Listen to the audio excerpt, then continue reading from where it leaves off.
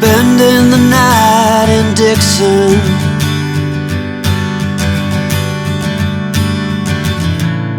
60-odd miles from a plan.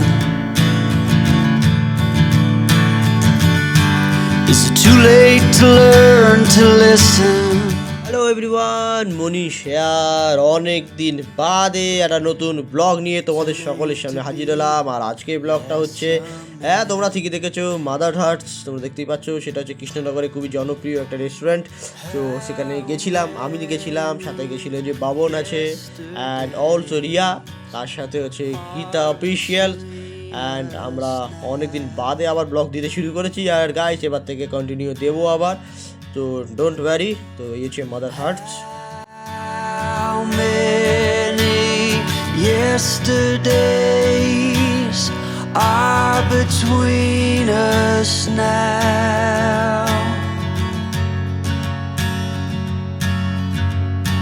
এটি হচ্ছে menu card বুক। হ্যাঁ বন্ধুরা, এটা হচ্ছে মেনু কার্ডের স্টাইল। এখানে যে স্ক্যানারটা আছে, এটাকে তোমার মোবাইল ফোনে গুগল দিয়ে স্ক্যান করলেই সেখানে মেনু কার্ডটা দেখতে পাওয়া যাবে। তো আমি প্রথমে ভাবলাম আবার কেমন স্টাইল, হয়তো নতুন ইউনিক ব্যাপার আর কি। তো তারপর এখানে গীতা অফিসিয়ালও চেক করছে, আর ওদিকে অন্যরাও চেক করছে আর কি।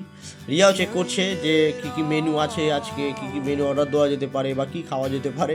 এই স্টাইলটা আমার খুব ভালো লাগলো। প্রথম একটু অসুবিধা হচ্ছিলো, তারপর দেখলাম গুগলে ঠিক খুলেই গেছে। তো খুব সুন্দর লাগলো এই যে ইউনিক ব্যাপারটা আর কি। এখানে স্ক্যান করো নিজেদের ফোনে গুগলে, এই দেখো মেনু কার্ড বেরিয়ে এসছে। বলতে বলতে দেখতেই পাচ্ছ, আর কোনটা কত দাম বা কত কোয়ান্টিটি লাগবে সেইগুলো এখানে কার্ড অ্যাড টু কার্ট বা অর্ডার দিলেই সেগুলো তোমার সঙ্গে সঙ্গে চলে আসবে। আমি তো গাইস ফার্স্ট টাইম এই মাদার হার্টসে এলাম অ্যান্ড আমার খুব ভালো লাগলো। আর গীতা মেবি আগেও এসছে, বা আমার সাথে যারা এসছে রিয়া অ্যান্ড বাবন, তারা তো মেবি আগেও এসছে, কারণ তারা এখানেই থাকে আর কি।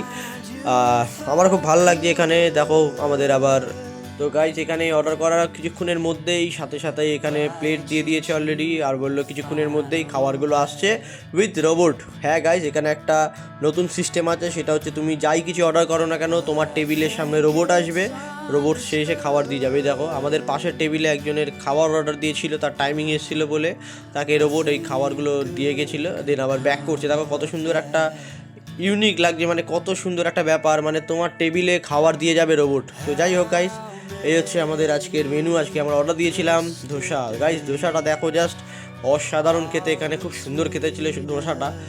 ধোসা ছিল, আর সাথে যা যা দেয় আর কি, এক্সট্রা যা যা খাবার দাবার থাকে সেগুলো আছে। খুব সুন্দর ছিল ধোসাটা। How many yesterdays are between us now?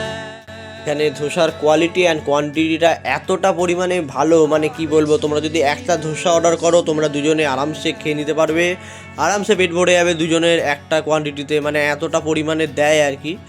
তো খুব সুন্দর প্রাইস অনুযায়ী যথেষ্ট ভালো খেতে, খুব ভালো লেগেছিলো খেয়ে। তো গাইস তারপরেই আমাদের পরবর্তী আইটেম চলে এসেছে, যেটা অর্ডার করা হয়েছিল, সেটা হচ্ছে যে দেখতেই পাচ্ছ পনির। খুব সুন্দর খেতে, এক কথায় খুব সুন্দর লাগছিলো। সাজানোটাও দেখো গেছে একটা প্লেটের মধ্যে দিয়ে, তার সাথে চাটনি দিয়ে, একটুখানি ভেজিটেবল দিয়ে, লেবুও দেওয়া তার সাথে, অ্যান্ড ধনে পাতাও আছে ওপর থেকে, সাথে একটু মিউনিজও দিয়েছে। খুব সুন্দর লাগছে এক কথায় বলতে গেলে, খুব সুন্দর খেতে হয়েছিল। তোমরাও চাইলে এই অর্ডারটা করতেই পারো, আইটেমটা খুব সুন্দর। আমি আগেও অনেকবারই এই আইটেমটা আমাদের কলকাতায় খেয়েছি, বাট এইরকম মাদার হার্টসের মতো যে টেস্ট অ্যান্ড কোয়ালিটিটা, সেটা আমি কিন্তু আগে কোথাও পাইনি। তো আমি গাইস পুরো ফুললি রিকমেন্ড করব, তোমরা যারা কৃষ্ণনগর মাদার হার্টসে এরকম আসো বা আসতে চাও, অবশ্যই আসো, এসে অবশ্যই এই খাবারটা খেয়ে দেখো।